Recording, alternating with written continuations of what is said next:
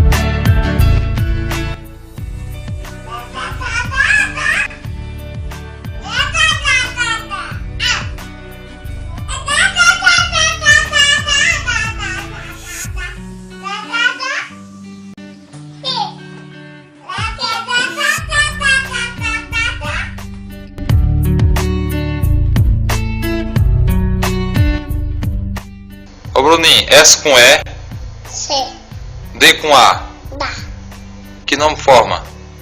tipo,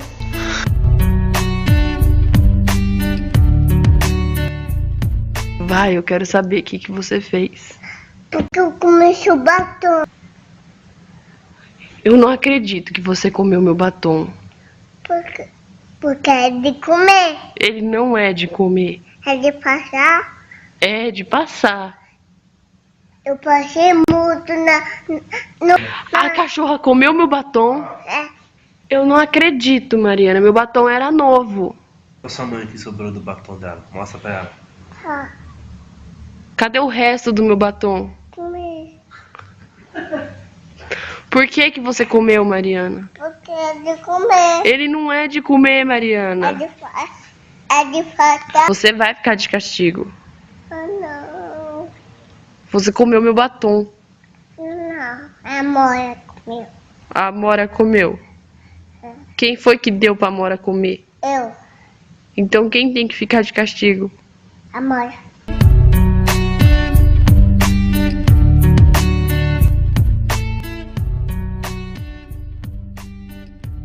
Ô louca, se tu não mostrar aquele vídeo eu vou te quebrar a pau. 2, 6, deu pro nós, deu de fora.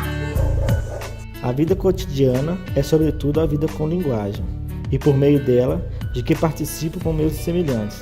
A compreensão da linguagem é por isso essencial para a minha compreensão da realidade da vida cotidiana. Foi a melhor das épocas.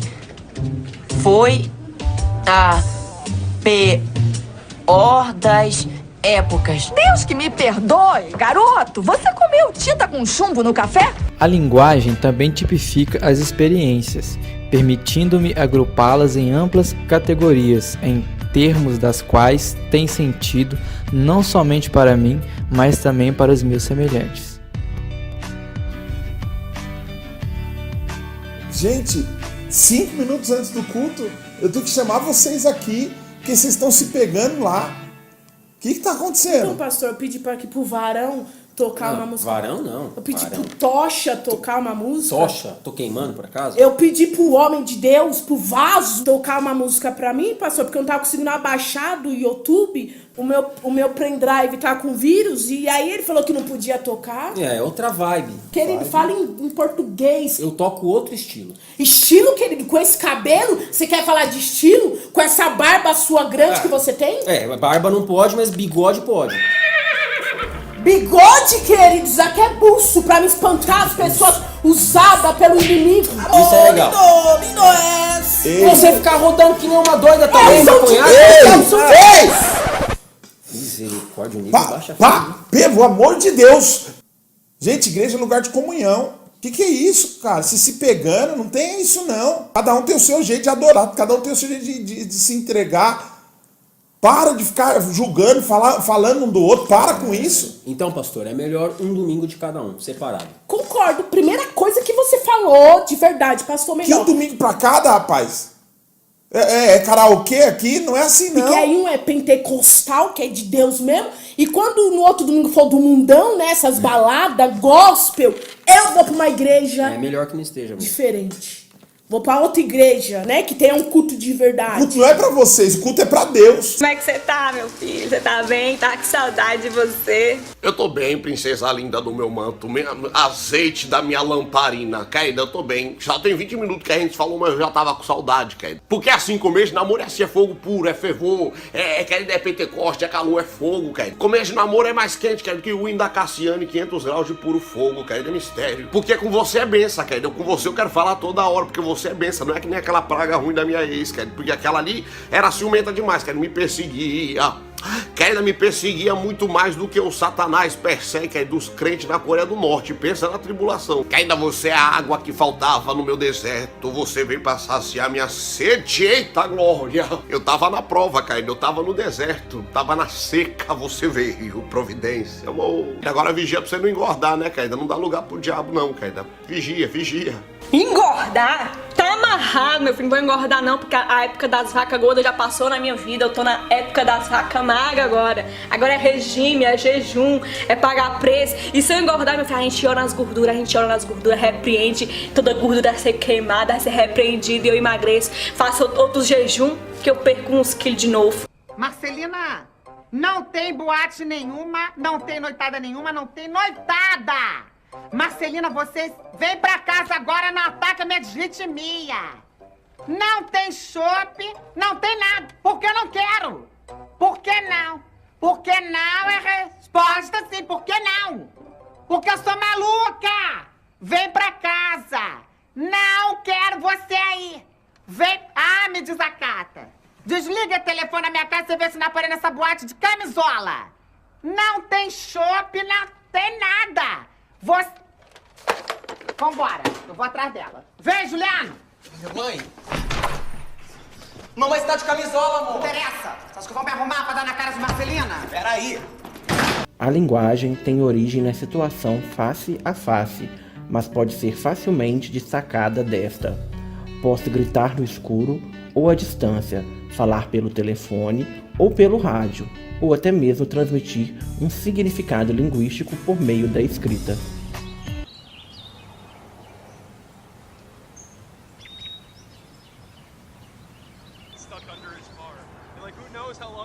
I saw him pull out of the parking lot and turn right, and the box is still stuck under his car.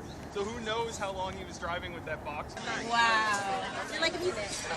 It's not I don't think it's real. I don't think it's maybe real. Did I see the lineup for car? Wasted.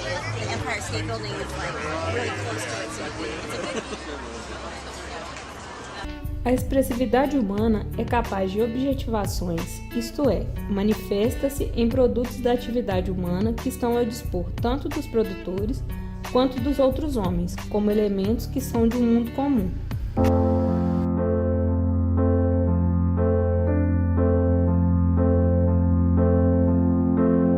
Don't be so bossy. Your dad will have to chase the boys away when you're older. You look so pretty. He picks on you because he likes you. You need to wax your eyebrows. Don't wear that to school. You're going to distract the boys.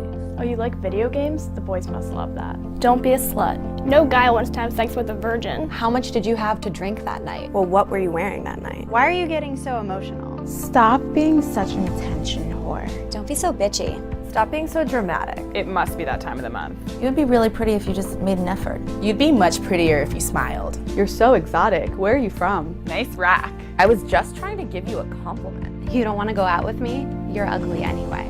Is that all you're going to eat? You eat a lot for a girl. You drink whiskey? You like football? Your drive is kind of intimidating. What war on reproductive rights? Can women have it all? Are you like a feminist? Oh, you travel alone? Is that like an eat, pray, love thing? Always a bridesmaid, never a bride. You don't want kids? Aren't you worried you won't be fulfilled? Your biological clock is ticking. You're not taking your husband's last name? You don't even look like you had a baby. Are you planning on working after the baby's born? You'd be so bored at home. You're going to let someone else raise your kids when you go back to work? Does your husband mind that you make more money than him? Your husband cooks dinner? You really have him well trained. You're dating a younger man? You're such a cougar. He traded her in for a younger model. You should feel grateful you were catcalled. Do you feel fulfilled that you were just a stay-at-home mom? Isn't that outfit a little young for you? You still wear makeup. How adorable. You must have been beautiful when you were younger.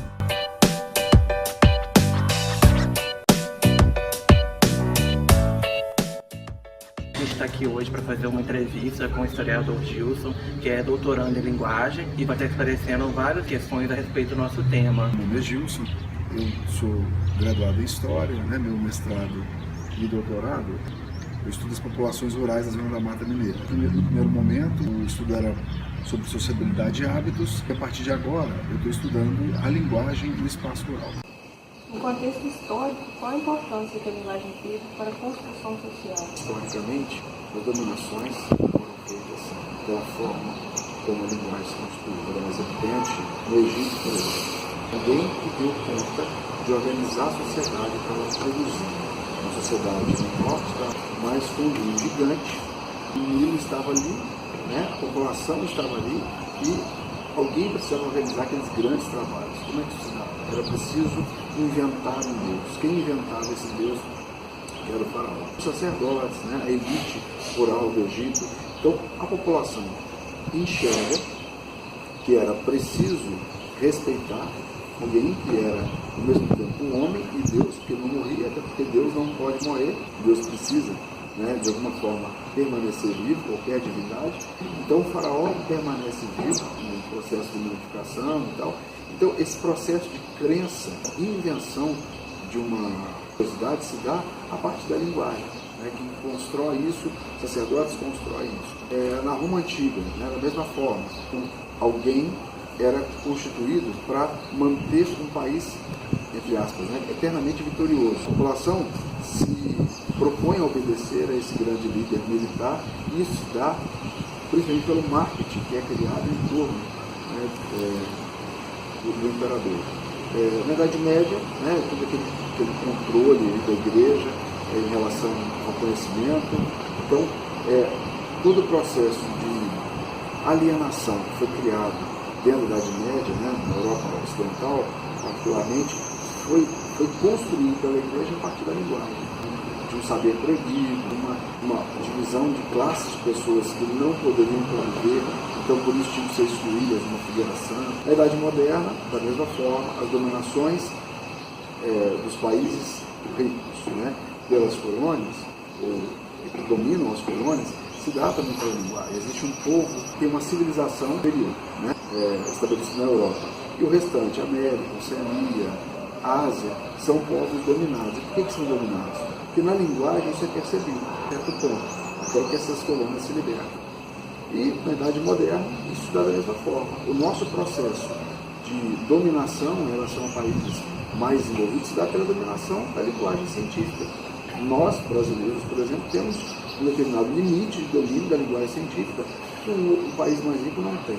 Então, de alguma forma, eles nos dominam tecnologicamente. Em termos profissionais, né, também a gente procura, às vezes, alguma teoria, né, que aplica a nossa realidade, que às vezes é nossa, mas às vezes é externa, né, ao nosso país, e isso se dá historicamente por uma percepção de nós, como sujeitos brasileiros, e da percepção do outro, da escola onde ele estuda, da universidade onde ele se constituiu. Então, essa dominação da linguagem, né, e a forma como nos organiza socialmente, ela é histórica. Qual a importância da linguagem na construção da identidade do sujeito?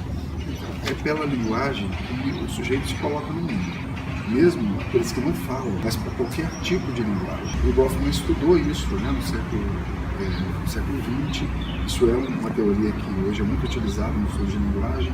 Na verdade, é a teoria que eu utilizo. Fala de uma linguagem e uma paralinguagem. Então, a linguagem é, de fato, aquilo que está diretamente ligado à língua, os sons que saem pela boca. E a paralinguagem, todo o movimento do corpo para se comunicar. Então, todo indivíduo se coloca no mundo a partir do que é linguístico ou do que é paralinguístico. O levantar de sobrancelha é linguagem. Essa forma de olhar, né, um para o outro, olhar para o lado, o silenciamento se torna uma linguagem. O não dito também é linguagem. Então, dentro de cada cultura, de cada grupo social, né, a gente desenvolve essas formas linguísticas ou paralinguísticas de se comunicar.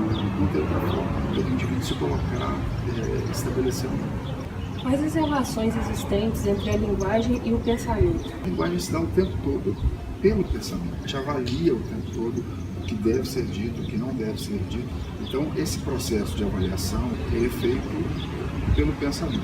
O Goffman, ele fala que nessa relação a gente se torna atores sociais. Existe uma metáfora, que é um enquadro de entrevista. E nesse enquadro, eu estou me revelando como pesquisador, como professor, para te dar essa entrevista. Da mesma forma, você deixa de ser só estudante para ser um entrevistador. Esse enquadro de entrevista, tudo que eu vou fazer, que você está fazendo, está dentro de uma metáfora teatral, uma relação com o fingimento. São as avaliações que a gente faz no pensamento para se projetar nesse eu da vida cotidiana. Se a gente parar essa conversa e começar a falar sobre churrasco, nós vamos ter um outro enquadro de um bate-papo. E nisso, o tempo todo o pensamento está avaliando como a gente vai se projetar um no outro.